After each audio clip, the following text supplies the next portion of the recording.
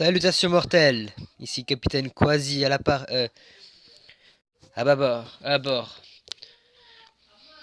Voici, vu que tu sais maintenant la partie A de sa conquête, voici la partie B. Baston.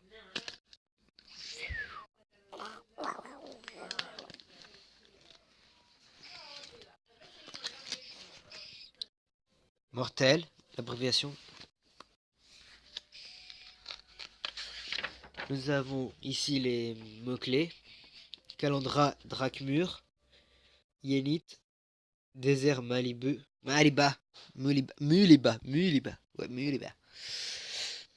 Les essais d'une femme. Essais, hein, pas essaim.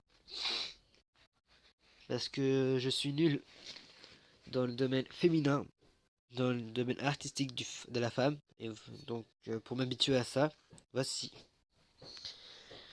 Et là, nous avons Turbo Lugia. Pour ceux qui ne savent pas, c'est genre un Lugia, mis en or. Voilà. J'ai pas fait sa main gauche parce qu'elle m'avait l'air difficile. Mais en termes de calque, personne peut me battre. Regardez, lui manque sa partie gauche. Et vu que chez moi, le côté sérieux n'arrive jamais seul, voici votre présentateur, on va dire, pour rigoler un peu. J'ai pas encore imaginé le nom, mais à vous l'honneur. C'est vous qui avez décidé dans le commentaire le nom de ce personnage. Et voilà. Voici le héros du tome 1. Il se nommera dans l'équipe l'enfant sauvage. En référence à la team enfant sauvage d'Inazuma Eleven Go. Il n'y a rien qui n'a changé. Regardez, le chapeau héliatrope, l'indice du Saiyan, les Pokémon de type combat, et lui, mystère. Là, nous avons Thor. Et là, héliatrope. Je me suis inspiré d'une image sur Pinterest où l'on voyait entre guillemets Mowgli en ado. Donc ça c'est ça. Voilà. Nous avons ici Morgan / Artemis selon la version, selon la partie plutôt. Et dans l'équipe elle s'appelle la sorcière guerrière. Comme je vous l'ai dit dans mon précédent chapitre. Elle est à la fois une magicienne, une divinité chasseresse et une amazone.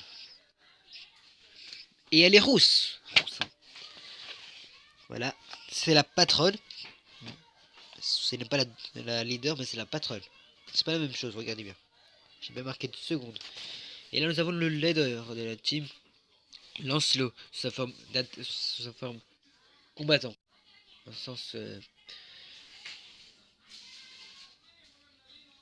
Lorsqu'il s'amuse avec son ennemi, comme Gogeta. Il prend son temps pour analyser. Alors que Végéto, lui, c'est pas qu'il fonce tête baissée, mais il fera tout de son mieux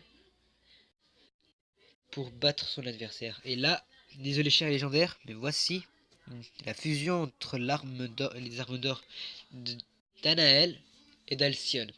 La lance et l'épée. J'avoue que ça ressemble à un esquimau géant, mais... Et là, un point, je n'en sais rien. À vous de l'imaginer. Je pense que j'ai fini. Ah non, il reste un détail.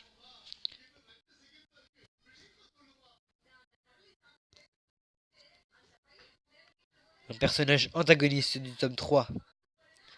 Fan des légendaires. Essayez au moins de le reconnaître, s'il vous plaît. Merci. Ciao.